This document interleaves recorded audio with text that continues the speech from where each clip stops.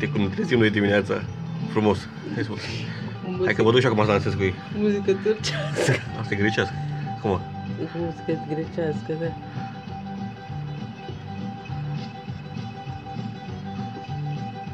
Ce chef are.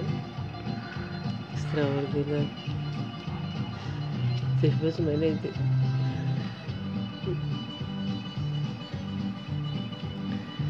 Elen.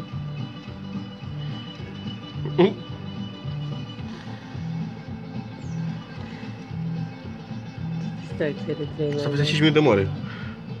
De bacie. Ce distracțiile trebuie? Uite, mai e unul acolo. De zăpăciți. Păi doi, nu? Doi sunt. Da, ăsta mă, că și acum pleacă cu mașina?